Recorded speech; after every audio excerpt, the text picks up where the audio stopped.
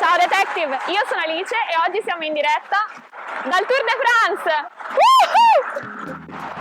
Qualche giorno fa ho avuto l'occasione di godermi il Tour de France da una postazione niente male. E come in ogni occasione in cui la biologia non c'entra assolutamente nulla, l'investigalice che c'è in me si è fatta sentire. Guardando le competizioni ciclistiche penso a un sacco di cose. Allo sforzo muscolare, alla tenacia, alla resistenza, persino al consumo di ATP per secondo. Ma una domanda più di tutte mi ha affascinata guardando i ciclisti affaccendarsi sulla pista per ore e ore e ore. Come fanno a tenere la pipì così a lungo? L'argomento di oggi potrà sembrare un po' insolito, ma in realtà l'apparato urinario è una di quelle cose intelligentissime del nostro corpo che nascondono un sacco di curiosità. Perché le donne fanno pipì più spesso rispetto agli uomini? Perché quando abbiamo paura ci viene da farcela sotto? E perché quando invece vogliamo farla ma ci sentiamo osservati non arriva più? Restate collegati per scoprire tutte le curiosità che non conoscevate sulla pipì e qualche spezzone del Tour de France.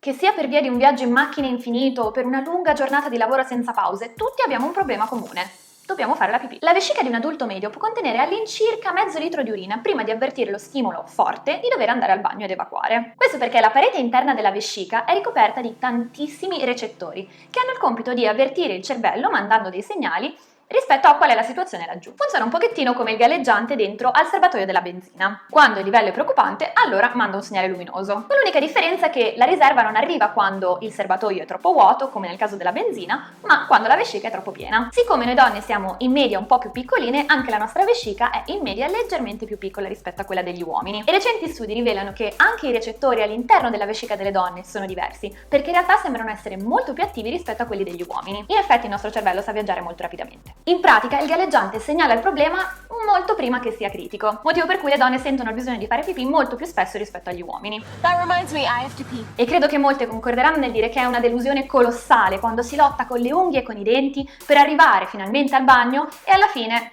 escono solo 2 goccioline. Oltre a ciò ci sono un sacco di altre cose che possono influenzare il motivo per cui facciamo pipì. Per esempio la gravidanza, la menopausa, i cambi ormonali, le infezioni del tratto urinario, tutte cose che sembrano interessare il pubblico femminile più di quello maschile. Soprattutto la cistite, quella mannaggia poi che non ve la beccate. Anche se il segnale mandato dai recettori della vescica verso il cervello è molto forte, molti di noi sono in realtà in grado di controllarlo benissimo. Questo perché quando la vescica inizia ad essere piena, i muscoli attorno al canale di uscita si stringono fortissimo perché vogliono evitare l'imbarazzo di farsela addosso. Non sarà quindi una sorpresa che questi muscoli siano poco sviluppati nei bambini e negli anziani la loro capacità di contrarsi è molto ridotta rispetto a quello di un adulto ordinario. C'è però una situazione in cui anche gli adulti più forti e con i muscoli più tenaci non riescono assolutamente a controllare. Sto parlando della paura.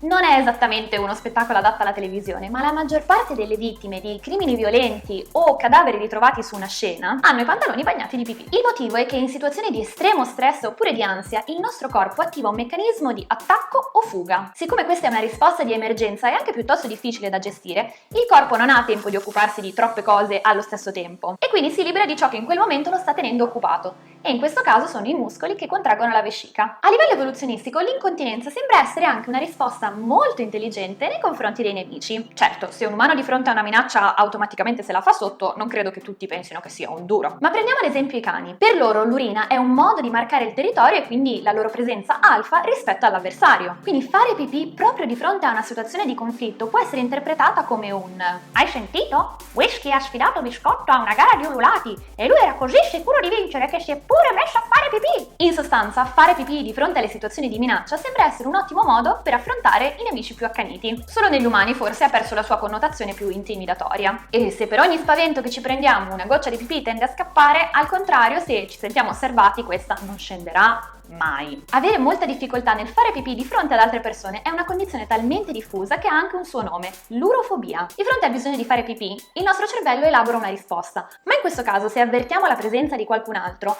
il cervello elabora una risposta di vergogna, che impedisce ai muscoli della vescica di rilassarsi e quindi la pipì non esce più. Facendo degli scan del cervello di persone affette da urofobie, è stato possibile vedere che questa attività è particolarmente forte nella corteccia prefrontale, quella che negli umani si è sviluppata in modo particolare solo negli ultimi millenni estremi e dove si svolgono la maggior parte delle attività legate alla vergogna e al pudore. Svariati studi concordano quindi nel dire che l'urofobia in realtà è comune solamente tra gli umani, perché altri animali non hanno una corteccia prefrontale abbastanza sviluppata da sentire questo sentimento di vergogna. Non tutti però ce l'hanno. Indagando un pochettino sui ciclisti del Tour de France ho scoperto una cosa piuttosto scioccante. I nostri ciclisti del Tour de France sono infatti in grado di tenere la pipì per svariate ore, proprio concentrando molta dell'attività muscolare nella zona della vescica. Ma il loro senso del pudore è decisamente ridotto, perché pur di dare il massimo durante la performance, molti ciclisti si sporgono per fare pipì durante la competizione.